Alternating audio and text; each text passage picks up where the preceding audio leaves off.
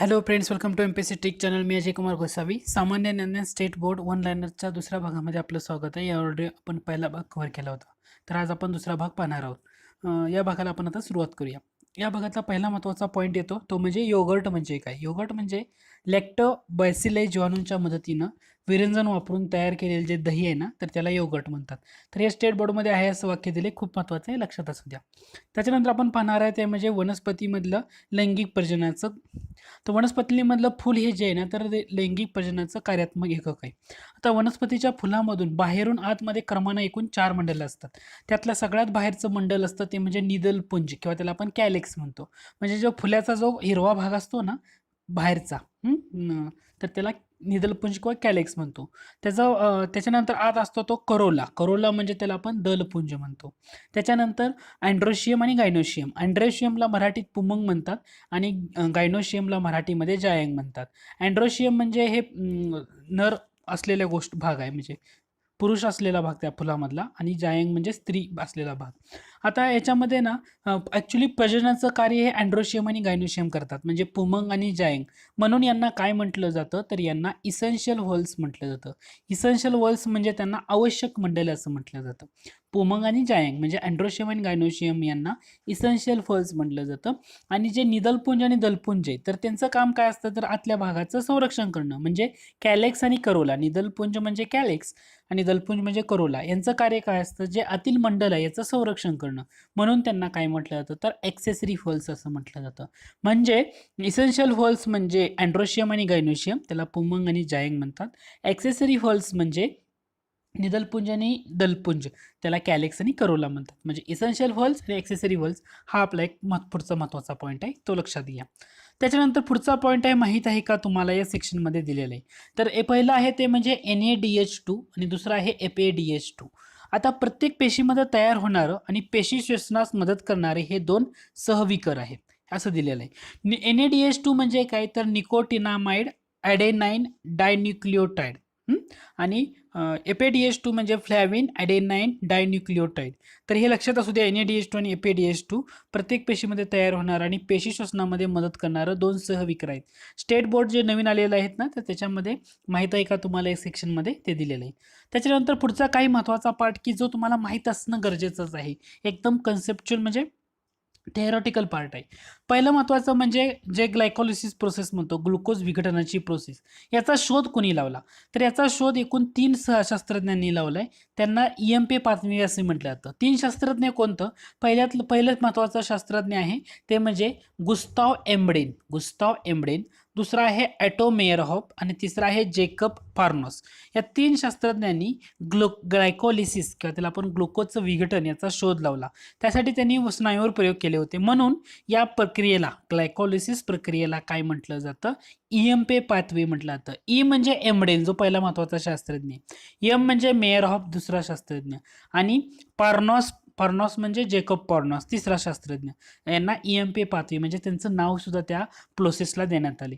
म्हणजे ग्लायकोलिसिस प्रोसेसला काय म्हटलं जातं, तर EMP पाथवे असंही म्हटलं जातं. त्याचं रिझन, ई म्हणजे एम्बडेन, एम म्हणजे मेयरहॉफ आणि पी म्हणजे फार्नोस. त्यांनी त्याचा शोध लावला म्हणून त्यांना EMP पाथवे असं म्हटलं जातं. हे लक्षात राहू द्या. त्याच्यानंतर पुढचा पॉईंट येतो तो म्हणजे क्रेब चक्र. आता ट्राय कार्बोक्झिलिक आम्ल चक्र ही जी चक्रीय अभिक्रिया आहे ना, ही कोणी शोधली, तर त्यांचं नाव आहे sir Heinz crab. Try carboxylic आम्लचक्र ही अभिक्रिया कोणी शोधली, तर सर हेन्झ क्रेब यांनी शोधली होती. म्हणून या अभिक्रियेला क्रेब चक्र असं म्हटलं जातं. आणि त्यांना 1953 सालचा नोबेल पारितोषिक सुद्धा मिळालेलं आहे, हे ध्यानात ठेवा. त्यामुळे क्रेब चक्र म्हणून जे आपण ओळखलं जातो सायन्समध्ये, तर ते ट्राय कार्बोक्झिलिक आम्लचक्र ही अभिक्रिया हेन्झ क्रेब यांनी शोधून काढली म्हणून त्यांचं नाव त्याला देण्यात आले. त्याच्यानंतर परीक्षेसाठी असणारा महत्त्वाचा पॉईंट माहीत आहे का तुम्हाला या सेक्शनमधून, ते म्हणजे रुबिस्को नावाचं विकर का चर्चेत आहे, तर वनस्पती पेशी आहेत त्याच्या हरित लवकामध्ये असतं. हे रुबिस्को कुठं असतं, वनस्पती पेशीच्या हरित लवकामध्ये. आणि हे का महत्त्वाचं आहे, तर निसर्गामध्ये सर्वात जास्त प्रमाणात आढळणारं प्रथिन म्हणजे रुबिस्को. निसर्गामध्ये सर्वात जास्त प्रमाणात आढळणारं प्रथिन म्हणजे रुबिस्को, की जे वनस्पती पेशींच्या हरितलोकामध्ये असतं. खूप महत्त्वाचा पॉईंट आहे, हायलाइटेड करून दिलेला आहे स्टेट बोर्डमध्ये. त्याच्यानंतर पुढचा पॉईंट येतो तो म्हणजे स्निग्ध पदार्थापासून आपल्याला किती ग्रॅम किलो कॅलरी ऊर्जा मिळते, तर ती 9 किलो कॅलरी एवढी ऊर्जा मिळते. आता आपल्या शरीरामधलं थोडंसं पाहूया. आपल्या शरीरामध्ये साधारणतः पाणी किती असतं, तर ते 65 ते 70% पाणी असतं. आणि प्रत्येक पेशीमध्ये पेशीच्या वजनाच्या किती टक्के पाणी असतं, प्रत्येक पेशीमध्ये पेशीच्या वजनाच्या 70% पाणी असतं. रक्तामध्ये सुद्धा रक्तद्रव्याच्या किती टक्के पाणी असतं, रक्तामध्ये रक्तद्रव्याच्या 90% पाणी असतं. हा 3 फॅक्च्युअल डाटा जाता जाता तुम्ही पाहून घ्या. त्याच्यानंतर एक कन्सेप्ट आहे, एक पहिला म्हणजे असममित शरीर, अरीय शरीर आणि द्विपार्श्व सममिती. अससम असममित शरीर किंवा असिमेट्रिकल बॉडी, रॅडियल सिमेट्री आणि बायलॅटरल सिमेट्री. आता असिमेट्रिकल बॉडी, असिमेट्रिकल म्हणजे त्यांचा कोणताही छेद जर घेतला कोणत्याही अक्षातून, एखादं शरीर घेतलं त्याच्या कोणत्याही अक्षातून छेद घेतला असता शरीरामध्ये 2 भागांमध्ये विभाजन होऊ शकतं. उभा घ्या, आडवा घ्या, तिरपा घ्या, कसा पण घ्या, तर त्याच्या 2 भागामध्ये त्याचा वेगवेगळे भाग समान भागामध्ये त्याचं विभाजन होतं, तर त्याला असिमेट्रिकल बॉडी म्हणतं. फॉर एक्झाम्पल तुम्ही बघितला अमिबा. अमिबाचा जर तुम्ही छेद घेतला कसा पण घ्या, तर मला त्याचे 2 सिमेट्रिकल बॉडी किंवा 2 सिमेट्रिकल भाग तयार होतात. म्हणून अमिबा, पॅरामेशियम, काही प्रकारचे स्पंज हे असिमेट्रिकल बॉडी किंवा असिमेट्रिकल बॉडीमध्ये ते कन्सिडर होतात. दुसरं असतं ते रॅडियल सिमेट्री. रॅडियल सिमेट्री म्हणजे या प्रकारच्या शरीराच्या बरोबर मध्य अक्षातून घ्यायचा, शरीराचा जो मध्य अक्ष आहे त्याच्यातून कोणत्याही प्रतलामधून जर छेद घेतला तर त्याचे 2 भाग पडतात. त्याचं उदाहरण आहे ते म्हणजे तारामासा. तारामासामध्ये 2 प्रतलातून तुम्ही एक बरोबर भाग घेतला कोणत्या प्रतलातून आणि मध्य अक्षातून, तर तुम्हाला त्याचे 2 भाग पाहायला मिळतात. तारामासा तुम्ही पाहिला असेल तर तुम्हाला ते नक्की समजून येईल. त्याच्यानंतर पुढचा येतो ते म्हणजे बायलॅटरल सिमेट्री. बायलॅटरल सिमेट्री म्हणजे या प्रकारच्या शरीराचा एकच अक्ष असा असतो की ती फक्त त्या अक्षातूनच एक काल्पनिक छेद घेतला ना तर त्याचे 2 समान भाग होतात, त्याला बायलॅटरल सिमेट्री म्हणतात. फॉर एक्झाम्पल मानव घ्या, मानवाचा एक उभाच तेवढा बरोबर कापला तर इकडचा एक भाग इकडचा भाग दोन्ही समान भाग तयार होतात. आडवा कापला तर दोन्ही समान भाग तयार होत नाहीत. म्हणून त्याला आपण कोणत्या गटामध्ये म्हणतो, तर बायलॅटरल सिमेट्री म्हणजे एकच असा काल्पनिक छेद असतो की ज्यातून छेद घेतला तर त्याचे 2 समान भाग होतात, म्हणून त्याला बायलॅटरल सिमेट्री असं म्हणतात. मग त्याचं उदाहरण पक्षी पण आहे, बेडूक पण आहे, मासे, कीटक, हे सगळे बायलॅटरल सिमेट्रीचे उदाहरण आहेत. या सृष्टीमध्ये जास्त करून तुम्हाला बायलॅटरल सिमेट्री जास्त प्रमाणात पाहायला मिळेल. त्याच्यानंतर फक्त ब्रॉन्झ हे कोणत्या धातुकापासून, कोणत्या घटकापासून बनलेलं संमिश्र आहे, तर ब्रॉन्झमध्ये तांबे आणि कथील असतं, परंतु तांब्याचं प्रमाण 90% आहे आणि जे कथील आहे त्या कथिलाचं प्रमाण हे 10% आहे. त्यानंतर कथील या धातूचं धातुक म्हणजे कॅसिटराइट. आता हे सुद्धा स्टेट बोर्डमध्ये देण्यात आली, खूप महत्त्वाचा पॉईंट आहे. कथील या धातूचं धातुक कोणतं, तर कॅसिटराइट हे कथिल्या धातूचं धातुक आहे. आपल्याला बरंच बाकी कळतं. फॉर एक्झाम्पल सिन्नाबार म्हणतो आपण, HGS, सिन्नाबार म्हणजे HGS, आपण ते पारा या धातुक आहे, पाऱ्याचं. HGS सिन्नाबार हे वेगळं आहे. तसं कॅसिटराइट हे कथिल्या धातूचं धातुक आहे, हे लक्षात घ्या कारण स्टेट बोर्डच्या पुस्तकात दिलेलं आहे. त्याच्यानंतर उष्णतेचं SI पद्धतीमधलं एकक कोणतं आणि CGS पद्धतीमधलं एकक कोणतं. उष्णता म्हणजे हीट म्हणतो. हीटचं SI पद्धतीतील एकक आहे जूल आणि CGS पद्धतीतील एकक आहे कॅलरी. जूल आणि कॅलरी. आता धातू आणि अधातू याच्यामधला एक महत्त्वाचा पॉईंट, धातू तुम्ही जर कधी बघितले तर धातू हे मुख्यतः तुम्हाला जनरली स्थायू अवस्थेमध्ये पाहायला मिळतात, परंतु असे 2 धातू आहेत की जे तुम्हाला कक्ष तापमानाला द्रव अवस्थेमध्ये सापडतात. त्यातला पहिला महत्त्वाचा येतो तो म्हणजे पारा आणि दुसरा म्हणजे गॅलियम. पारा आणि गॅलियम हे कक्ष तापमानाला धातूच आहेत, परंतु कक्ष तापमानाला द्रव अवस्थेमध्ये सापडतात. इतर सर्व धातू तुम्हाला स्थायू अवस्थेमध्ये सापडतील. त्याच्यानंतर पुढचं एक कन्सेप्ट आहे ते म्हणजे सामान्य सूत्र, अल्केन, अल्कीन आणि अल्काईन. अल्केनचं काय असतं, CnH2n+2. हे काय अल्केनचं सूत्र आहे. म्हणजे तुम्हाला मिथेनचं सूत्र विचारलं तर पाठ नाही करायचं. मिथेन म्हणजे काय येतो 1 नंबर, म्हणजे C ची किंमत 1 टाका, N, H ची किंमत इथे N टाका, म्हणजे C1, H ला काय होईल 2 × 1 2 + 2 4, म्हणजे CH4 हे काय होईल मिथेनचं सूत्र होईल. म्हणजे अल्केनचं सूत्र काय आहे, अल्केन CnH2n+2 हे अल्केनचं सूत्र आहे. अल्कीन म्हणतो आपण, अल्किन अल्किन अल्केन वेगळं अल्किन. अल्किनचं सूत्र आहे CnH2n. अल्किनचं सूत्र आहे CnH2n. अल्काईन बघतो आपण तर अल्काईनचं सूत्र आहे CnH2n -2. 3 घटक सांगतो मी तुम्हाला. अल्केनचं सामान्य सूत्र काय आहे CnH2n + 2. H2n ला 2n ला +2 आहे खाली, तर ते अल्केनचं सूत्र झालं. अल्किनचं सूत्र काय झालं? अल्किन CnH2n फक्त एवढं, त्याला अधिक वजा काही नाहीये, तर ते अल्किनचं झालं. अल्काईनचं सूत्र आहे CnH2n -2. हे कशाचं झालं? अल्काईनचं सूत्र झालं. आय होप की हा पॉईंट तुम्हाला कळाला असेल. अल्केन, अल्किन आणि अल्काईन. त्याच्यानंतर ADH हे हार्मोन संप्रेरक. ADH म्हणजे अँटी डायुरेटिक हार्मोन. हे किडनीमधला संप्रेरक आहे. याच्यामुळं काय होतं तर जे पाण्याचं प्रमाण आहे ना तर ते बॅलन्स करण्यासाठी मदत होतं. त्यामुळे ADH खूप महत्त्वाचं आहे. अँटी डायुरेटिक हार्मोन या किडनीमधल्या संप्रेरकामुळं पाण्याचं प्रमाण संतुलित ठेवलं जातं. आता आपल्या शरीरामधून जे रक्त आहे ते किडनीमधून दररोज 400 वेळा गाळलं जातं आणि दर मिनिटाला ते किती रक्त गाळलं जातं तर 150 ml एवढं रक्त गाळलं जातं. आणि आपली जी किडनी आहे ते दररोज किती लिटर द्रव गाळते?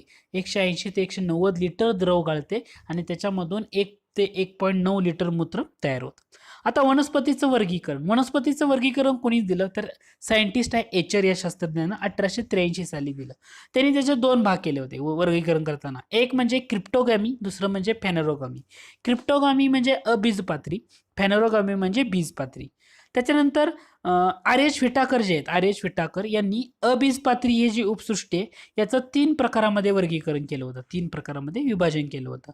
थॅलोफायटा, ब्रायोफायटा आणि टेरिडोफायटा. थॅलोफायटा, ब्रायोफायटा आणि टेरिडोफायटा. म्हणजे क्रिप्टोगामीमध्ये 3 प्रकार येतात. थॅलोफायटा, ब्रायोफायटा आणि टेरिडोफायटा हे 2-3 घटक येतात अबीजपात्री किंवा क्रिप्टोगामीमध्ये. त्याचं वर्गीकरण आर्यश विटाकर यांनी केलं होतं, हे लक्षात असू द्या. त्याच्यानंतर कॅन्सर. आता ल्युकेमिया म्हणजे रक्ताचा कॅन्सर म्हणतात किंवा सार्कोमा म्हणजे संयोजी ऊतीचा कर्करोग असतो. लिम्फोमा म्हणजे लसिका पेशीचा कर्करोग असतो. आता जे स्टायरिन असतं, थर्मोकॉल आपण जे म्हणतो, थर्मोकॉलमध्ये काय असतं तर ते स्टायरिन असतं. आता याचा जर जास्त वापर केला तुम्ही तर ह्या तुम्हाला लसिका पेशीचा कर्करोग आणि रक्ताचा कर्करोग होऊ शकतो, हे लक्षात घ्या. ॲडिनोमाज म्हणजे ग्रंथीचा कर्करोग, कार्सिनोमा म्हणजे अभिस्तर ऊतींचा कर्करोग. म्हणजे हे लक्षात घेणं गरजेचं आहे. सार्कोमा संयोजी ऊती, लिम्फोमा लसिका पेशी, कार्सिनोमा अभिस्तर ऊती, ल्युकेमिया रक्ताचा कर्करोग, ॲडिनोमाज ग्रंथींचा कर्करोग. आता त्यानंतर पुढचा पॉईंट आहे ते म्हणजे मानवीय कानांची ध्वनी ऐकण्याची मर्यादा 20 हर्ट्ज टू 20 किलोहर्ट्ज. आता 5 वर्षाची आतील मुलं असतील किंवा कुत्र्यासारखे काही प्राणी असतील ना तर ते 25,000 हर्ट्ज एवढा ध्वनी ऐकू शकतात. आता साऊंड वेव्ज ध्वनीचं प्रसारण वहन हे तरंगाच्या स्वरूपामध्ये होते. त्याच्यामध्ये 2 प्रकार येतात, एक ट्रान्सव्हर्स वेव्ह आणि दुसरं असतं लॉन्जिट्युडिनल वेव्ह.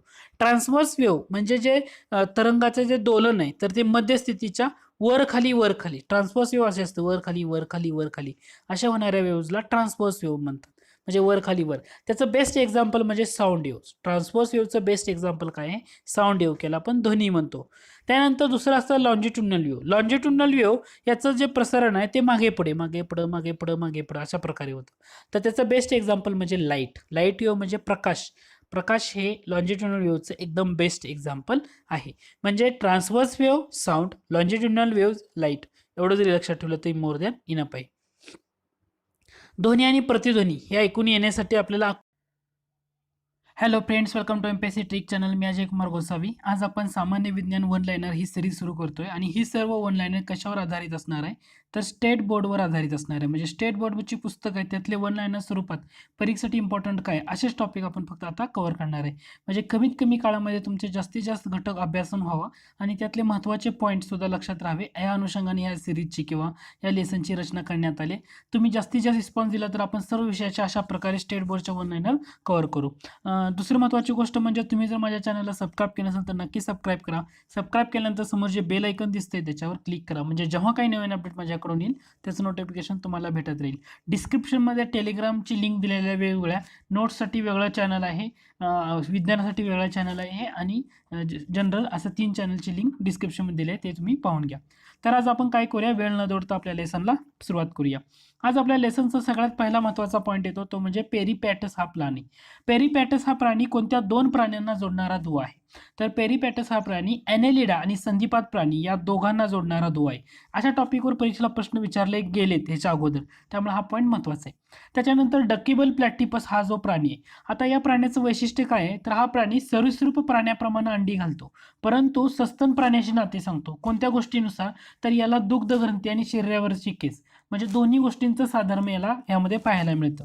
दुसरं म्हणजे लंगफिश. आपण लंगफिश म्हणल्यानंतर कल्ल्याद्वारे ते श्वसन करतात असं म्हणतो, परंतु लंगफिश हा जरी मासा जरी असला तरी तो फुफ्फुसाद्वारे श्वसन करतो, त्यामुळे हा सुद्धा एक वेगळा प्राणी. माहित आहे का तुम्हाला, या सेक्शनमध्ये हे पॉईंट दिलेत, परीक्षेसाठी हे इम्पॉर्टंट आहे.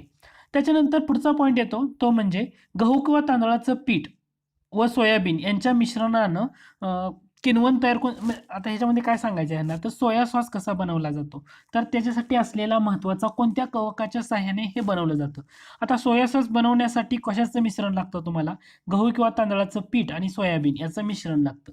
आणि या मिश्रणामध्ये ॲस्परजिलस ओरायझी, काय नाव आहे, ॲस्परजिलस ओरायझी, हे जे कवक आहे या कवकाच्या साह्यानं सोया सॉस बनवला जातो. हे जे नवीन आलेलं स्टेट बोर्ड आहे ना 10वीचं, त्याच्यामध्ये हे दिलेलं आहे. तर सोया सॉस बनवताना काय कशाचं मिश्रण लागतं, तर गहू किंवा तांदळाचं पीठ आणि सोयाबीन, त्याच्यामध्ये कोणतं कवक मिसळायचं आहे, तर ॲस्परजिलस ओरायझी. हे ॲस्परजिलस ओरायझी खूप महत्त्वाचं आहे की सोया सॉस बनवण्यासाठी उपयुक्त ठरतं. त्याच्यानंतर आणखी काही महत्त्वाचे पॉईंट दिलेत, त्यामध्ये पहिलं महत्त्वाचं येतं ते म्हणजे सुडोमोनॉस हे जीवाणू. आता सुडोमोनॉस हे जीवाणू काय करतात, तर प्रदूषित पाणी आणि जमीन याच्यामध्ये असलेला हायड्रोकार्बन असेल किंवा तेलासारखी काही प्रदूषके असतात, हे वेगळी करण्यासाठी उपयुक्त ठरतात. म्हणजे काही जीवाणूंचा उपयोग सुद्धा प्रदूषक जे आहेत पाण्यामधली, तर तेलासारखी प्रदूषक हे वेगळे करण्यासाठी उपयुक्त होतो. त्यातलं सगळ्यात महत्त्वाचं येतं ते म्हणजे सुडोमोनॉस. तर सुडोमोनॉस हे जीवाणू काय करतात, जे प्रदूषित पाणी आणि जमीन यामध्ये असलेले हायड्रोकार्बन असतील किंवा तेलासारखी प्रदूषक वेगळे करण्यासाठी उपयुक्त ठरतात. त्याच्यानंतर टेरिस विटाटा ही नेचे जातीतील वनस्पती आहे. टेरिस विटाटा, त्याला पी सायलेंट असतो बरं का, इंग्रजीमध्ये स्पेलिंग बघा, PTRIS, त्याला पी सायलेंट असतो. जसं न्युमेनियामध्ये सुद्धा पी सायलेंट असतो स्पेलिंगमध्ये, तसं टेरिस विटाटा ही जी नेचे जातीतील वनस्पती आहे, नेचे जातीतील वनस्पती ही जमिनीमधून एका धातूचं शोषण करते, तर त्या धातूचं नाव आहे आर्सेनिक.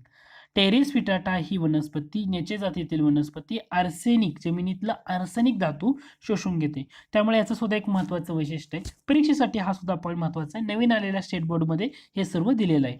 त्याच्यानंतर भारतातील जनुकीय दृष्टी उन्नत मोहरीची एक जात सेलेनियम खनिज मोठ्या प्रमाणात शोषून घेते. काय, सेलेनियम. त्याच्यानंतर सूर्यफूल आपल्या सगळ्यांना माहित असेल. सूर्यफूल कोणते दोन धातू शोषून घेते जमिनीमधून, तर सूर्यफूल हे युरेनियम आणि आर्सेनिक हे शोषून घेऊ शकते. हा सुद्धा पॉईंट महत्त्वाचा आहे. सूर्यफूल युरेनियम आणि आर्सेनिक हे शोषून घेऊ शकते. त्याच्यानंतर आणखी एक महत्त्वाचा जीवाणू आहे ते म्हणजे डिनोकोकस रेडिओरन्स, रेडिओडोरन्स, डिनोकोकस रेडिओडरन्स हा जो जीवाणू आहे ना, हा का महत्वाचा आहे की सर्वाधिक किरणोत्सार प्रतिकारक जीव आहे. म्हणजे याला किरणोत्सार खूप तो सहन करू शकतो, सर्वाधिक किरणोत्सार प्रतिकारक जीव आहे. कोणता, डिओनोकोकस रेडिओडरन्स, हे काय आहे, सर्वाधिक किरणोत्सार प्रतिकारक जीव आहे. आणि हा याच्या जनुकीय बदल करण्यात आले सध्या आले त्यामध्ये, आणि अणुकचऱ्यामधला जो किरणोत्सार आहे ना शोषून घेण्यासाठी याचा वापर केला जातोय. परीक्षेसाठी ना हा पॉईंट खूप महत्त्वाचा आहे. परीक्षेला काय विचारलं जाऊ शकेल की कोणता जीवाणू सर्वाधिक किरणोत्सार प्रतिकारक जीव आहे, तर त्याचं नाव आहे डिओनोकोकस रेडिओडरन्स. डिओनोकोकस रेडिओडरन्स हा सर्वाधिक किरणोत्सार प्रतिकारक जीव आहे, हे लक्षात ठेवा. त्याच्यानंतर अल्फाफा गवत, तीन पाती गवत, राय यासारख्या ज्या गवताच्या प्रकार आहेत याचा उपयोग वनस्पतीद्वारे उपार्जनासाठी केला जातो, हे लक्षात ठेवा. परंतु हे जे पॉईंट आहेत म्हणजे डिओनोकोकस रेडिओडरन्स खूप महत्त्वाचं आहे. सूर्यफूल जे मी ऑलरेडी डिस्कस केलं महत्त्वाचं आहे. टेरिस विटाटा खूप महत्त्वाचं आहे कारण आर्सेनिक शोषून घेतं. सुडोमोनॉस जीवाणू काय करतात, तर तेलासारखी प्रदूषक वेगळी करण्यासाठी उपयुक्त ठरतात. सोया सॉस बनवताना कोणता कवक वापरला जातो, तर ॲस्परजिलस ओरायझी हे कवक वापरलं जातं. त्यानंतर काही प्राणी पाहिले होते, लंगफिश, डकीबेल प्लॅटिस, पेरिग्युटस. हा झाला पहिला भाग. आता याच्यानंतर आणखी काही महत्त्वाचे पॉईंट पाहूया. आता अणुभट्टीमध्ये ज्या श्रृंखला अभिक्रिया आहेत त्याला नियंत्रित करण्यासाठी न्यूट्रॉनचा वेग व संख्या कमी करण्याची आवश्यकता असते. म्हणजे अणुभट्टीमधल्या ज्या श्रृंखला अभिक्रिया आहेत तर ह्या कमी करण्यासाठी न्यूट्रॉनचा वेग किंवा त्याचा संख्या कमी करण्याची गरज असते. त्यासाठी काही गोष्टींचा वापर केला जातो. काही गोष्टींना मॉडरेटर म्हटलं जातं, तर काही गोष्टींना कंट्रोलर म्हटलं जातं. मॉडरेटरला मराठीत म्हटलं जातं संचलक किंवा मंदक, खूप अवघड शब्द आहे, मॉडरेटरच लक्षात ठेवा. आता न्यूट्रॉनचा जो वेग आहे, न्यूट्रॉन म्हणजे न्यूट्रॉनचा जो वेग आहे हा कमी करण्यासाठी कशाचा मॉडरेटर म्हणून वापर केला जातो, तर त्याच्यासाठी ग्राफाईटचा वापर केला जातो किंवा जड पाणी यांचा वापर केला जातो. म्हणजे न्यूट्रॉनचा वेग अणुभट्ट्या नियंत्रित करण्यासाठी, अणुभट्टीमधली जी श्रृंखला अभिक्रिया आहे ही नियंत्रित करण्यासाठी न्यूट्रॉनचा वेग कमी करणं गरजेचं आहे. आणि हा न्यूट्रॉनचा वेग कमी करण्यासाठी ग्राफाईट किंवा जड पाणी यांचा मॉडरेटर म्हणून वापर केला जातो. कशाचा? ग्राफाईट आणि जड पाणी. कंट्रोलर म्हणून कशाचा वापर केला जातो? आता न्यूट्रॉन जसं अणुभट्टीतली श्रृंखला अभिक्रिया नियंत्रित करण्यासाठी न्यूट्रॉनची संख्या सुद्धा कमी करणं गरजेचं आहे. न्यूट्रॉनची संख्या जर कमी करायचं असेल म्हणजे वेग कमी करणं तर ग्राफाईट आणि जड पाणी वापरतात. जर न्यूट्रॉनची संख्या कमी करायची असेल तर बोरॉन, कॅडमियम आणि बेरिलियम यासारख्या इत्यादीच्या कांड्या नियंत्रक म्हणून किंवा कंट्रोलर म्हणून वापरलं जातं. म्हणजे अणुभट्टीतली श्रृंखला अभिक्रिया नियंत्रित करण्यासाठी दोन गोष्टींची आवश्यकता आहे. पहिली महत्त्वाची गोष्ट म्हणजे न्यूट्रॉनचा वेग कमी करणं, आणि हा वेग कमी करण्यासाठी ग्राफाईट किंवा जड पाणी हे मॉडरेटर म्हणून वापरलं जातं. आणि न्यूट्रॉनची संख्या कमी करायची आहे तर हे संख्या कमी करण्यासाठी बोरॉन, कॅडमियम आणि बेरिलियम हे तिन्ही घटक लक्षात ठेवा. बोरॉन, कॅडमियम आणि बेरिलियम याचा कंट्रोलर म्हणून वापर केला जातो. खूप महत्त्वाचा पॉईंट आहे, परीक्षेसाठी हा इम्पॉर्टंट ठरतो. त्याच्यानंतर पुढचा पॉईंट येतो तो म्हणजे पेशीतल्या श्वसनादरम्यान कुठली अभिक्रिया घडते. तर पेशीतल्या श्वसनादरम्यान रेडॉक्स रिॲक्शन असं म्हटलं होतं. रेडॉक्स रिॲक्शन ही घडते आणि याच्यामध्ये जो सायटोक्रोम सी ऑक्सिडेज ह्या विकाराचा रेणू इलेक्ट्रॉनचे वहन करून ती अभिक्रिया घडवून आणतो. कोणता विकाराचा रेणू? तर सायटोक्रोम सी ऑक्सिडेज. आता याचा जो संदर्भ आहे ना 8वी विज्ञानामध्ये जे दिलेलं आहे तशी वाक्य आहेत, परीक्षेसाठी इम्पॉर्टंट आहेत म्हणून मी ती कव्हर केलेलं आहे. तुम्ही टेलिग्राम चॅनल MPSC साठी स्पेशल नोट्स टाईप आहे तो म्हणजे @MPSC _science _MPSC याच्यावर जाऊन जॉईन करू शकता. तुम्हाला बरेचसे महत्त्वाचे चार्ट आणि गोष्टी तिथं पाहायला मिळतात. त्याच्यानंतर पुढचा पॉईंट आहे ते म्हणजे विद्युत शक्तीचं एकक कोणतं एकक? तर वॅट म्हणतो. 1 वॅट हे खूप लहान एकक आहे. म्हणजे 1000 वॅट म्हणजे 1 किलोवॅट. आता 1 किलोवॅट हे जे एकक आहे ना हे विद्युत शक्ती मोजण्यासाठी ना जनरली व्यवहारामध्ये वापरलं जातं. परंतु 1 किलोवॅट म्हणजे किती जूल असं प्रश्न परीक्षेला बऱ्याच वेळा विचारण्यात आलेला आहे. तर 1 किलोवॅट म्हणजे 1 किलोवॅट हॉवर म्हणतो ना, 1 किलोवॅट हॉवर आहे असं लिहिलं. 1 किलोवॅट म्हणजे किती वॅट? 1000 वॅट. एका तासामध्ये 60 मिनिटं आणि 60 मिनिटामध्ये किती सेकंद? तर 60 सेकंद. म्हणून 60 गुणिले 60 एवढे काय झाले? सेकंद झाले. 60 गुणिले 60 म्हणजे किती येतात? तर ते 3600 सेकंद येतात. म्हणजे 1000 वॅट म्हणजे 3.6 गुणिले 10⁶ वॅट सेकंद असं येतं. वॅट सेकंद म्हणजे ते जूल. म्हणजे तुम्हाला 1 किलोवॅट अवर हे म्हणजे किती येतं? तर 3.6 गुणिले 10⁶ जूल एवढं काय येतं त्याची संख्या येते. तर हे परीक्षेला विचारलं गेलेलं आहे याच्या अगोदर. त्यामुळे महत्त्वाचं लक्षात ठेवायचं. काय लक्षात ठेवायचं? 1 kilowatt hour is equal to 3.6 गुणिले 10⁶ वॅट सेकंद म्हणजेच जूल. वॅट सेकंद म्हणजे जूल हेही तुम्हाला समजलं पाहिजे. परीक्षेला ना ह्या टॉपिकवर ह्याच्यावर 1-2दा प्रश्न विचारलेला आहे. त्यामुळे हा घटक सुद्धा महत्त्वाचा आहे. त्याच्यानंतर पुढचा पॉईंट येतो तो म्हणजे specific latent heat of melting म्हणजे काय आणि specific latent heat of vaporisation म्हणजे काय. आता एखाद्या स्थायू पदार्थाचं द्रवामध्ये पूर्णपणे रूपांतर होत असताना जे स्थिर तापमान आहे ज्या स्थिर तापमानावर जी उष्णता स्थायूमध्ये शोषून घेतली जाते तर त्या उष्णतेला काय म्हटलं जातं? तर specific latent heat of melting असं म्हटलं जातं. म्हणजे एखादा स्थायू पदार्थ आहे, काय करायचं आहे? त्याला द्रवामध्ये पूर्णपणे रूपांतर करायचं आहे.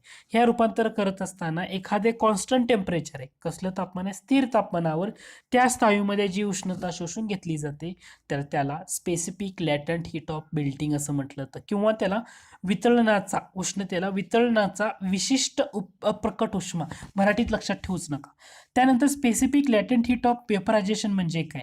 वेपरायझेशन म्हणजे द्रव पदार्थ एखादा आहे, एकक वस्तुमान सगळ्यासारखं आहे. द्रव पदार्थाचं वायूमध्ये पूर्णपणे रूपांतर व्हायचं आहे आणि त्याच्यासाठी एका स्थिर तापमानाला जी उष्णता त्या द्रवामध्ये शोषली जाते ना तर त्या उष्णतेला काय म्हटलं जातं? बाष्पनाचा विशिष्ट अप्रकट उष्मा म्हटलं जातं. म्हणजेच specific heat of vaporization, specific latent heat of vaporization असं म्हटलं. हे दोन कन्सेप्ट आहेत.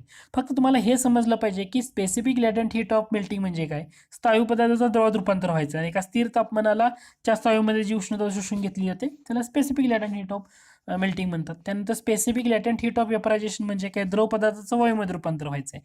मग एखादा स्थिर तापमानाला एकक वस्तुमानामध्ये ज्या द्रवामध्ये जी उष्णता शोषून घेतली जाते त्या उष्णतेला काय म्हटलं जातं, specific latent heat of vaporisation म्हटलं जातं. हे दोन्ही कन्सेप्ट खूप महत्त्वाचे आहेत. त्याच्यानंतर पुढचा पॉईंट येतो तो म्हणजे हवेतील पाण्याच्या वाफ आहे त्याचं प्रमाण कोणत्या राशीच्या साहाय्याने मोजलं जातं. पॉईंट काय आहे, हवेतील पाण्याच्या वाफेचे प्रमाण, हवेमध्ये काय जर पाण्याची वाफ असणार आहे बरोबर, त्या वाफेचं प्रमाण तुम्हाला मोजायचं आहे, तर कोणत्या राशीच्या साहाय्याने ते मोजलं जातं, तर ते ॲब्सोल्यूट ह्युमिडिटी किंवा त्याला निरपेक्ष आर्द्रता असं म्हटलं जातं. निरपेक्ष आर्द्रता असं म्हटलं जातं. म्हणजे हे लक्षात ठेवणं गरजेचं आहे. आणि ही निरपेक्ष आर्द्रता कशामध्ये मोजतात, तर किलोग्रॅम पर मीटरचा क्यूब, kg, किलोग्रॅम पर एम क्यूब या एककामध्ये, किलोग्रॅम पर एम क्यूब याच्यामध्ये ही मोजली जाते. ते क्यूब लिहिताना थोडा प्रॉब्लेम येतो मराठीत, म्हणून तसं लिहिलेलं आहे, परंतु हे लक्षात राहू द्या. म्हणजे सर्वसाधारणपणे निरपेक्ष आर्द्रता ही याच्यामध्ये मोजली जाते. त्याच्यानंतर आपल्या डोळ्याबाबतचं, आपल्या डोळ्या ज्या प्राणांना किंवा ज्या किरणांना संवेदनशील असतात ना, त्या प्रकाशाची तरंगलांबी किती दरम्यान असणं गरजेचं आहे, तर 400 ते 700 नॅनोमीटर या दरम्यान असणं गरजेचं आहे. म्हणजे त्या प्रकाशाचा, त्या लाईटचा तरंगलांबी किती असणं गरजेचं आहे, तर 400 नॅनोमीटर ते 700 नॅनोमीटरच्या दरम्यान असणं गरजेचं आहे. म्हणजे आता कोणत्या रंगाच्या किरणाची तरंगलांबी सगळ्यात जास्त असते आणि कोणत्या किरणांची तरंगलांबी सगळ्यात कमी असते, म्हणजे कोणत्या रंगाच्या. जे तांबडे किरण असतात, तांबड्या रंगाचे किरण, त्यांची तरंगलांबी किती असते, तर 700 नॅनोमीटरच्या जवळ असते, म्हणजे सर्वाधिक असते. आणि जे जांभळ्या रंगाचे किरण आहेत, कुठले जांभळ्या रंगाचे किरण आहेत, त्यांची तरंगलांबी हे 400 नॅनोमीटरच्या जवळ असते. हे लक्षात असू द्या. 1 नॅनोमीटर म्हणजे किती असतो, 1 नॅनोमीटर म्हणजे 10⁻⁹ मीटर एवढा असतो. 10⁻⁹ मीटर एवढा असतो 1 नॅनोमीटर म्हणजे तांबड्या किरणांची तरंगलांबी सगळ्यात जास्त असते, हे वाक्य झालं. आणि दुसरं म्हणजे जांभळ्या किरणांची तरंगलांबी ही सगळ्यात कमी असते. ओके, तुम्हाला कळालं असेल मी काय सांगतोय. आणि आपले डोळे ज्या प्राणाला संवेदनशील आहे तर त्याची तरंगलांबी कितीच्या दरम्यान असते, 400 नॅनोमीटर ते 700 नॅनोमीटर. ओके, म्हणजे 700 पाशी कोण येतं, जांभळा रंग आणि तांबडा रंग, आणि 400 नॅनोमीटर पाशी कोण येतं, जांभळा रंग येतो. संपलं. एवढं लक्षात ठेवलं तरी मोर दॅन इनफ आहे. त्यानंतर एक महत्त्वाचा पॉईंट आहे, तो पॉईंट काय आहे की जे पदार्थ, आता मी जनरली वाक्य सांगतोय लक्षात घ्या, जे पदार्थ उष्णतेचे सुवाहक असतात ते बहुधा विद्युत सुवाहक पण असतात, आणि जे पदार्थ उष्णतेचे दुर्वाहक असतात तर ते विद्युत दुर्वाहक पण असतात. पण त्याला एक सगळ्यात महत्त्वाचा अपवाद आहे, तो म्हणजे हिरा जो आहे ना, तर तो विद्युत दुर्वाहक आहे, म्हणजे त्याच्यातून इलेक्ट्रिसिटी पास होऊ शकत नाही. हिरा हा काय आहे, तर विद्युत दुर्वाहक आहे, परंतु त्याच्यामधून हीट पास होऊ शकते. म्हणजे हिरा विद्युत दुर्वाहक आहे, परंतु तो उष्णतेचा सुवाहक आहे. हिरा विद्युत दुर्वाहक असला तरी तो उष्णतेचा काय आहे, सुवाहक आहे. त्याच्यानंतर काही धातू दिलेत, या धातूंची क्रियाशीलता तुम्हाला पाहायची आहे. मॅग्नेशियम, ॲल्युमिनियम, झिंक आणि फेरस. तर त्याच्यामध्ये मॅग्नेशियम जास्त क्रियाशील आहे, त्यानंतर ॲल्युमिनियम, त्यानंतर झिंक आणि त्यानंतर फेरस, असा क्रम येतो धातूंची क्रियाशीलता. हे 4 लक्षात ठेवा, तुम्हाला कसाही प्रश्न सोडवता येतील. मॅग्नेशियम जास्त क्रियाशील, मग त्याच्यानंतर ॲल्युमिनियम ॲल्युमिनियम, त्यानंतर झिंक नंतर फेरस. सगळ्यात कमी फेरसपेक्षा जास्त क्रियाशील झिंकपेक्षा जास्त क्रियाशील ॲल्युमिनियमपेक्षा जास्त क्रियाशील मॅग्नेशियम. आता ॲल्युमिनियमचे मुख्य धातू कोणतं, तर त्याचं उत्तर आहे बॉक्साईट हे काय आहे, ॲल्युमिनियमचं मुख्य धातू आहे. बॉक्साईटमध्ये कोणत्या प्रकारच्या अशुद्धी असतात, तर बॉक्साईटमध्ये सिलिका म्हटल्यानंतर आपण काय म्हणतो, SiO2 ही अशुद्धी आहे त्याच्यामध्ये. त्याच्यानंतर फेरिक ऑक्साईड म्हणजे Fe2O3 फेरिक ऑक्साईड. त्याच्यानंतर टिटॅनियम ऑक्साईड, म्हणजे त्याला आपण टिटॅनियम ऑक्साईडला काय म्हणतो, TiO2. म्हणजे बॉक्साईटमध्ये कोणत्या अशुद्धी असतात, तर सिलिका ही अशुद्धी आहे त्याच्यात, फेरिक ऑक्साईड ही अशुद्धी आहे, आणि टिटॅनियम ऑक्साईड ही अशुद्धी आहे. आता ही अशुद्धी दूर करायचं आहे तर कोणत्या पद्धती वापरले जातं, तर त्या पद्धतीचं नाव आहे बेअरची पद्धत किंवा हॉलची पद्धत. डिटेलमध्ये पाहायचं नाही. बॉक्साईटमध्ये, ॲल्युमिनियममध्ये मुख्य धातू असतं बॉक्साईटमध्ये ज्या अशुद्धी असतात त्या दूर करून वेगळ्या केल्या जातात, त्या कोणत्या पद्धतीनं, बेअरची पद्धत किंवा हॉलची पद्धत. ह्या सायंटिस्टने ते सांगितले म्हणून त्यांचं नाव दिले. एवढं जरी लक्षात ठेवलं तर खूप महत्त्वाचं आहे. म्हणजे ॲल्युमिनियमचं महत्त्वाचं धातू बॉक्साईट आहे. त्याच्यानंतर पुढचा पॉईंट येतो तो म्हणजे कार्बनमध्ये दुसऱ्या कार्बन अणूबरोबर सहसंयुज बंध तयार करण्याची जी क्षमता आहे ना, त्याच्यातून एक मोठे रेणू तयार होतात. तर त्याला काय म्हटलं जातं, तर त्याला कॅटेनेशन पॉवर असं म्हटलं जातं. हेही माहीत असू द्या. त्याच्यानंतर पुढचा पॉईंट आहे ते म्हणजे इथेनॉल. इथेनॉलला दुसरे एक नाव आहे, तर त्याला डिनॅचर्ड स्पिरिट असं म्हटलं जातं. का मिसळलं जातं, तर हे जे सहज ओळखता यावेत म्हणून त्याच्यामध्ये निळे रंगद्रव्य सुद्धा मिसळले जातात. तर इथेनॉलला डिनॅचर्ड स्पिरिट असंही म्हटलं जातं. परीक्षेला काय दिलं जाईल, टिंब याला डिनॅचर्ड स्पिरिट असं म्हटलं जातं. त्यात मिथेनॉल, प्रोपेनॉल, ब्युटेनॉल असं देतात. परंतु लक्षात काय ठेवायचं आहे तुम्हाला, इथेनॉलला डिनेचर्ड स्पिरिट असं म्हटलं जातं. त्याच्यानंतर लोणच्यामध्ये जे परिरक्षक म्हणून जे रिझर्वेटिव्ह म्हणून वापरलं जातं, तर ते फिनेगार असतं. फिनेगार म्हणजेच काय आहे, तर ते ॲसिटिक ॲसिडचंच एक पाण्यातलं बनवलेलं द्रावण आहे.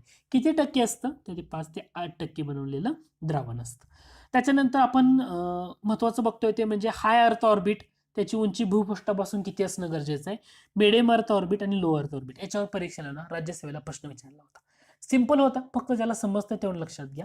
हाय अर्थ ऑर्बिट म्हणजे काय, की त्या भूपृष्ठापासूनची उंची किती असणं गरजेचं आहे, तर 35,780 किलोमीटरपेक्षा जास्त. हाय अर्थ ऑर्बिट म्हणजे काय, भूपृष्ठापासूनची उंची किती असणं गरजेचं आहे, 35,780 किलोमीटर पेक्षा जास्त.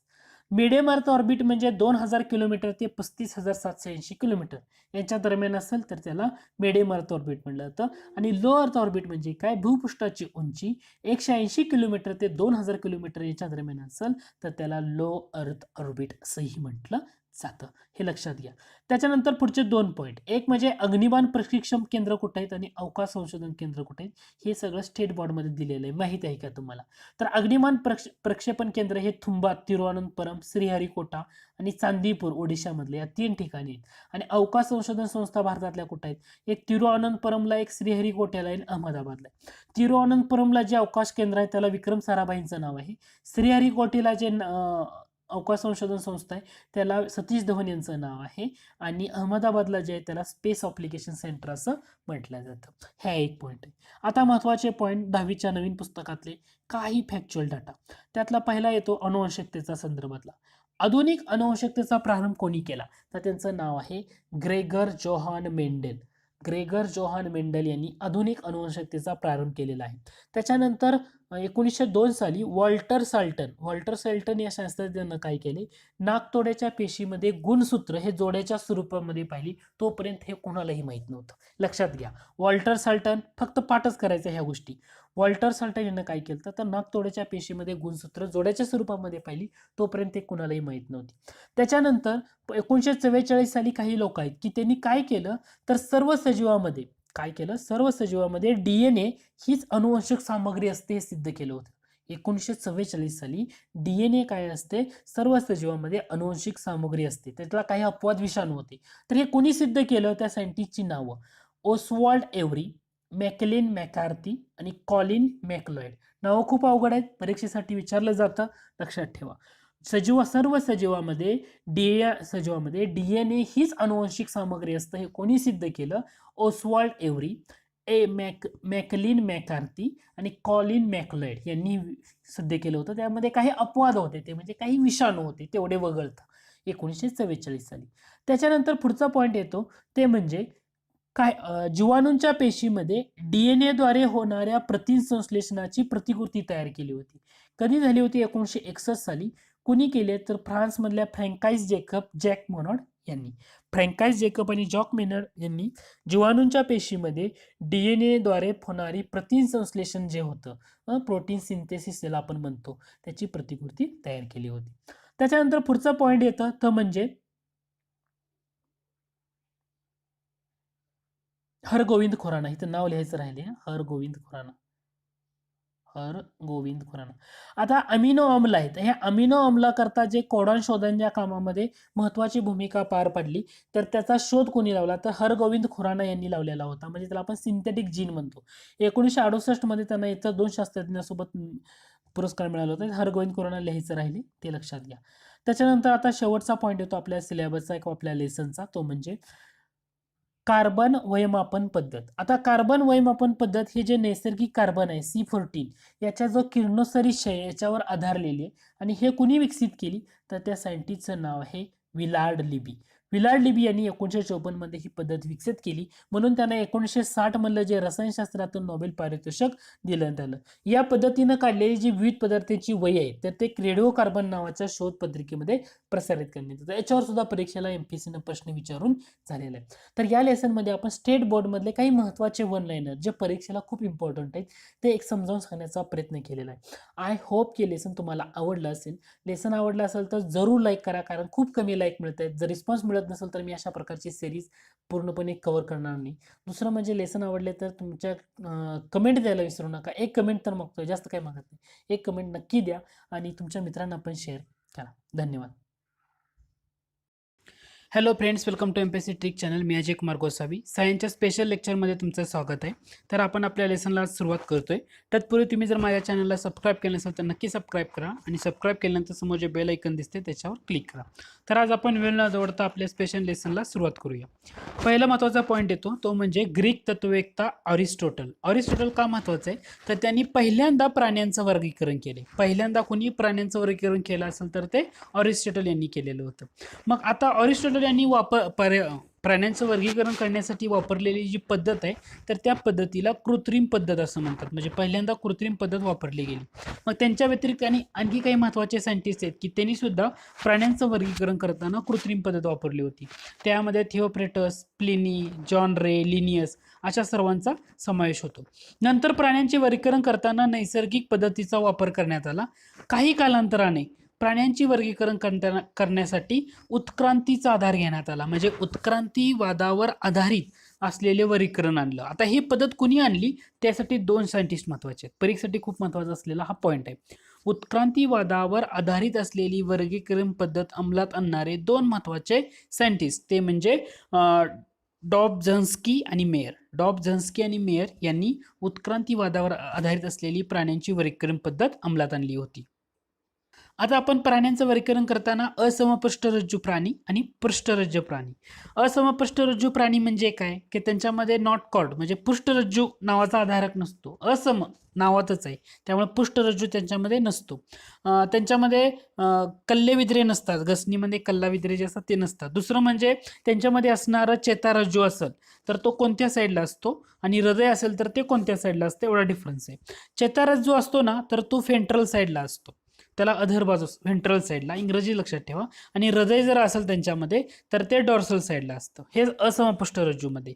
समपृष्ठरज्जूमध्ये काय असतं, चेतारज्जू जे असतात ना तर ते डॉर्सल साईडला येणार आणि हृदय जे असतं ना तर ते फेंट्रल साईडला येणार. एवढाच फरक आहे त्यांच्यामध्ये. दुसरं म्हणजे नॉट कॉर्ड नावाचा आधारक समपृष्ठरज्जू प्राण्यामध्ये असतो. म्हणून असमपृष्ठरज्जू प्राण्यामध्ये फक्त लक्षात ठेवा पृष्ठरज्जू किंवा नोटोकॉर्ड नावाचा आधारक नसतो. ग्रसनीमध्ये कलविद्रे नसतात. चेतारज्जू असेल तर तो फेंट्रल साईडला असतो. हृदय असेल तर ते डॉर्सल साईडला असतं. असमपृष्ठरज्जूच्या एकदम उलट म्हणजे समपृष्ठरज्जूमध्ये असतं. नॉटकॉर्ड नावाचा आधारक असतो. कल्लविद्रे किंवा फुफ्फुसे असतात.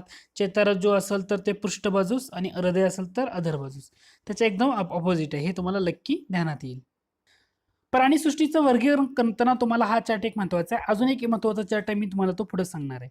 प्राणीसृष्टीचं असमपृष्ठरज्जू प्राणी आणि समपृष्ठरज्जू प्राणी. असमपृष्ठरज्जू प्राण्यामध्ये कोणते येतात तर आदिजीव, रंध्रीय म्हटले त्याला पोरीफेरा. रंध्रीय म्हणजे काय इंग्रजीमध्ये पोरीफेरा. त्यानंतर सिलेंट्रेटा, चपटे कृमी. चपटे कृमीला आपण काय म्हणतो तर प्लॅटीहेल्मिन्थिस. प्लॅटीहेल्मिन्थिस म्हणजे चपटे कृमी. गोलकृमी, गोलकृमी म्हणजे ॲस्केहेल्मिन्थिस. वलई झालं. संधिपाद आर्थ्रोपोडा, मृदुकाय, कंटकचर्मी, कंटकचर्मी म्हणजे इकॉयनोडर्माटा. इकॉयनोडर्माटा म्हणजे कंटकचर्मी असं आहे. म्हणजे असमपृष्ठरज्जूमध्ये बाकी सगळे संघ येतात. समपृष्ठरज्जूमध्ये ना संघ समपृष्ठरज्जूचाच आहे, परंतु त्याच्यामध्ये तीन भाग पडतात. एक असतो युरोकॉर्डोटा, दुसरा असतो सॅफेलोकॉर्डोटा आणि तिसरा असतो तो व्हर्टिब्रेटा. आणि ह्या व्हर्टिब्रेटाचे परत प्रकार पडतात ते म्हणजे मत्स्य, उभयचर, सरीसृप, पक्षी, सस्तन असे सर्व प्रकार पडतात. म्हणजे हे एक ओव्हरव्ह्यू व्ह्यू झाला की तुम्हाला लक्षात आलं पाहिजे की प्राणीसृष्टीमध्ये असंपृष्ठरज्जू, संपृष्ठरज्जू, त्यानंतर संपृष्ठरज्जूचे तीन भाग युरोकॉर्डोटा, सॅफेलोकॉर्डोटा आणि व्हर्टिब्रेटा. आणि व्हर्टिब्रेटाचे हे सगळे प्रकार पडतात. हा चार्ट महत्वाचा आहे परीक्षेला तुम्हाला ॲनालिसिस करताना प्राणीसृष्टीचं. त्याच्यानंतर पुढचा एक महत्त्वाचा पॉईंट आहे ते म्हणजे देहगोवा. देहगोवाला आपण बॉडी कॅव्हिटी म्हणतो. बॉडी कॅव्हिटी म्हणजे काय असतं की शरीर आणि आतील अवयव यांच्या दरम्यान असलेल्या मोकळ्या पोकळीला आपण देहगोवा असं म्हणतो. मग ह्याच्यामध्ये दोन प्रकार आहेत. एक म्हणजे सत्य देहगोवा असणारे प्राणी आणि खोटी किंवा फसवी देहगोवा असणारे प्राणी. आता फॉर एक्झाम्पल तुम्ही पोरीफेरा हा संघ बघितला असेल किंवा निडारिया त्याला आपण सिलेंडरेटा म्हणतो. चपट्या कृमींचा संघ त्याला आपण प्लॅटीहेल्मिन्थस म्हणतो. या इत्यादी जे प्राणी आहेत ना यांच्या शरीरामध्ये देहगुहा नसते. त्याच्यानंतर पुढचा आता हा एक चार्ट आहे. हा चार्ट ज्याला समजेल बराचसा भाग तुम्हाला कव्हर होतो. म्हणजे एक प्राणीसृष्टीमध्ये शरीर संघटन कसं असतं, त्यानंतर त्याची शरीर सममिती म्हणजे अरिय सममिती, त्यानंतर द्विपार सममिती, द्विपार्श म्हणजे बायलॅटरल, अरिय म्हणजे रॅडियल, असममित म्हणजे असिमेट्रिकल, देहगुहा म्हणजे बॉडी कॅव्हिटी, देहगुहाहीन शरीर आणि पसवी देहगुहा, खरी देहगुहा कोणाला असते, हे सगळं हे चार्ट आहे. आता तुम्ही प्राणीसृष्टीमध्ये जर बघितलं तर प्राणीसृष्टीमध्ये पहिल्यांदा तुम्ही असममित शरीर, आता हा पार्ट तुम्हाला लक्षात ठेवणं गरजेचं आहे. पहिला पॉईंट बघतोय आपण रंध्रीय इथं प्राणीसंघ म्हटले. रंध्रीय म्हणजे काय असतं तर पोरीफेरा. पोरीफेरा या प्राणीसंघामध्ये देहगुहा असते का तर त्यांच्यामध्ये देहगुहा नसते, म्हणजे ते देहगुहाहीन शरीर आहेत. दुसरं महत्वाची गोष्ट म्हणजे शरीर सममिती, तर त्यांच्यामध्ये असिमेट्रिकल असतात. पोरीफेरा प्राणी संघातले जे प्राणी असतात तर असिमेट्रिकल असतात, हे लक्षात घ्या. त्याच्यानंतर तुम्हाला कसं लक्षात ठेवायचं आहे तर निडारियाला आपण काय म्हणतो, सिलेंटरेटा. निडारियाला आपण कुठला म्हणतो, सिलेंटरेटा. निडारिया, सिलेंटरा आणि पोरीफेरा हे दोन लक्षात ठेवायचं आहे. निडारिया सिलेंटरेटामध्ये ना जी सममिती असते ना ती रॅडिकल असते. कशी असते, रॅडिकल सममिती असते, रॅडिकल सिमेट्री असते. आणि दुसरं म्हणजे देहगुहाहीन शरीर असतं. बाकी सगळे जे आहेत म्हणजे पोरीफेरा आणि निडारिया सोडले तर बाकी जे सगळे येतात, प्लॅटीहेल्मिन्थेस, निमॅटीहेल्मिन्थेस, ऑर्थ्रोपोडा, मोलुस्का, ॲनेलिडा, जे सर्वच्या सर्व येतात त्याच्यामध्ये, इकॉयनोडर्मटा वगैरे वगैरे सर्व, त्यांच्यामध्ये काय असतं तर द्विपार्श्व सममित शरीर असतं. त्याला आपण बायलॅटरल सिमेट्री असं म्हणतो. काय म्हणतो, बायलॅटरल सिमेट्री. म्हणजे तुम्हाला सिमेट्रीचे जे प्रकार आहेत त्यातलं दोनच गोष्टी फक्त लक्षात ठेवायच्या आहेत. पहिले लक्षात ठेवायचं आहे पोरीफेरा असिमेट्रिकल किंवा त्याला असममित शरीर म्हणतो. त्यानंतर निडारिया किंवा सिलेंटरेटा लक्षात ठेवायचं आहे का तर त्याच्यामध्ये फक्त रॅडियल सिमेट्री असते आणि बाकी राहिलेले जे सगळे आहेत ना तर त्याच्यामध्ये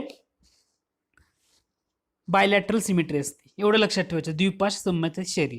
त्याच्यानंतर फसवी देहगुहा असणारं शरीर कोणतं तर ते गोलकृमी म्हटलं जातं.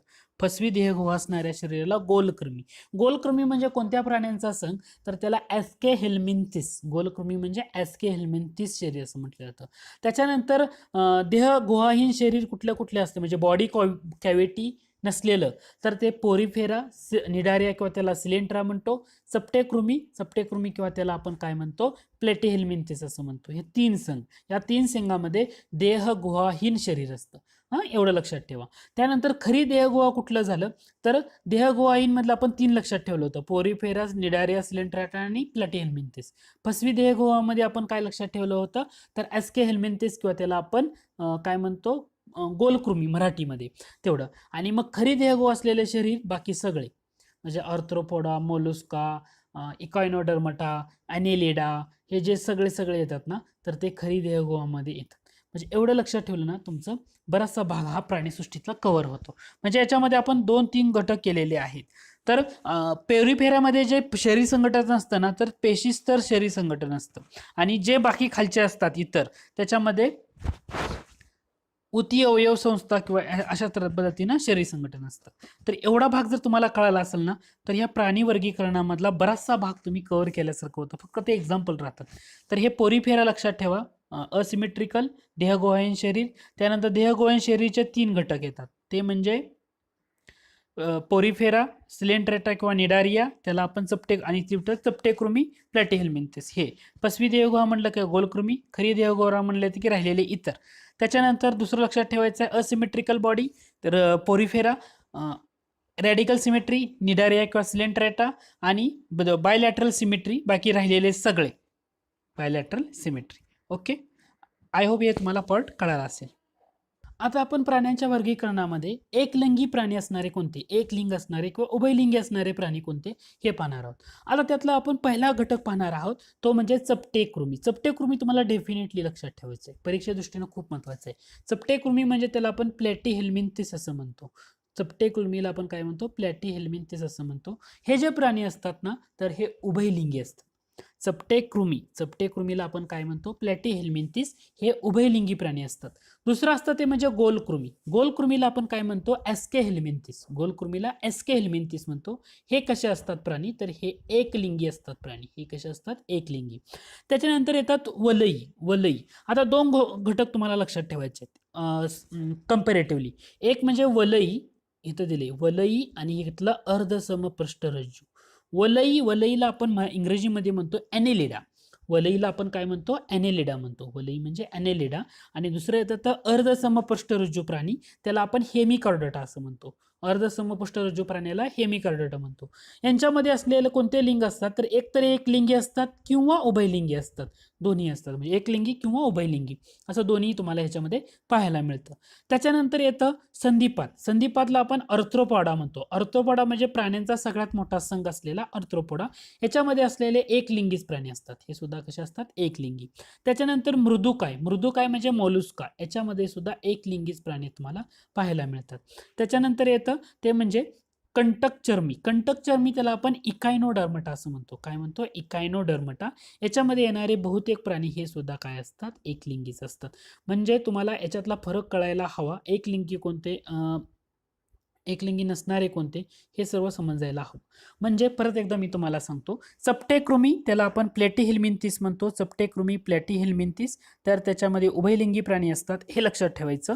त्याच्यानंतर वलई आणि अर्धसमपृष्ठरज्जू प्राणी.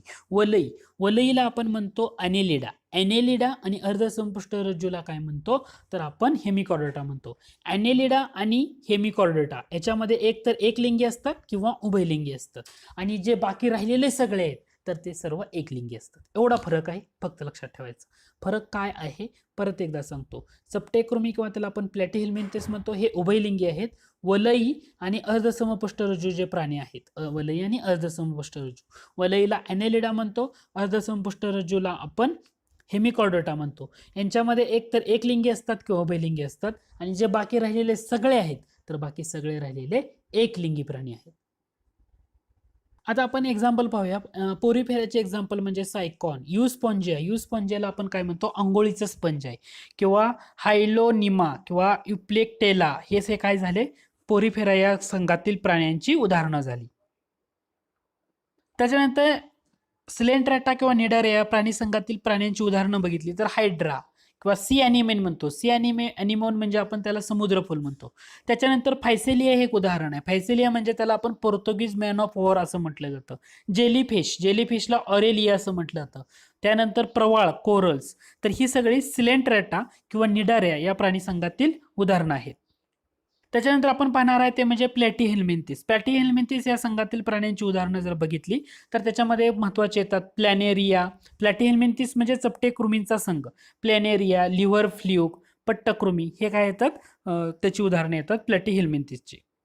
त्यानंतर आपण एस्केहेल्मिंथिस किंवा त्याला आपण गोलकृमी म्हणतो, त्यांची जर उदाहरणं बघितली तर पोटातील जंत, हत्तीपाय रोगाचा जंत, फिलॅरिया वॉर्म, डोळ्यातील जंत, हे सगळे काय येतात, तर गोलकृमीची उदाहरणं येतात. ॲनेलिडाची उदाहरणं अर्थवर्म, लीच, नेरिस, हे सगळं ॲनेलिडाची उदाहरणं येतात. म्हणजे आता कुठल्या कृमी, चपटे कृमी म्हणले की प्लॅटीहेल्मिंथिस, गोलकृमी म्हणले की एस्केहेल्मिंथिस, हे दोन गोष्टी लक्षात आल्या. ॲनेलिडा म्हणजे आपण त्याला काय म्हणतो, ॲनेलिडाला वलई म्हणजे ॲनेलिडा येतं, तर त्याचं आपण लक्षात ठेवताना खंडीभूत कृमी असंही म्हटलं जातं. वलई किंवा ॲनेलिडा आहे ना, तर त्याला खंडीभूत कृमी असंही म्हटलं जातं.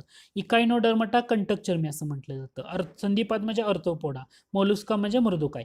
आता याच्यामध्ये प्राण्यामधला सगळ्यात मोठा संघ कोणता, तर तो संधिपाद आहे. संधिपाद म्हणजे अर्थ्रोपोडा, याच्यामध्ये कीटक वगैरे सर्व येतात, तर प्राण्यातला सगळ्यात मोठा संघ आहे. त्याच्यानंतर प्राण्यातला दुसरा मोठा संघ कोणता आहे, तर तो मृदुकाय आहे. मृदुकाय म्हणजे त्याला आपण मोलुस्का म्हणतो. तर या लेसनमध्ये मी तुम्हाला असं बरेचसे महत्त्वाचे पॉईंट किंवा फॅक्ट की ज्या गोष्टी तुम्हाला कसं लक्षात ठेवायचं या अनुषंगानं सांगितलं आहे. आय होप हे लेसन तुम्हाला आवडलं असेल. जर आवडलं असेल तर जरूर लाईक करा. तुम्ही अजूनही माझ्या चॅनलला सबस्क्राईब केलं असेल तर नक्की सबस्क्राईब करा. लेसन आवडलं तर तुमच्या मित्रांना नक्की शेअर करा. धन्यवाद.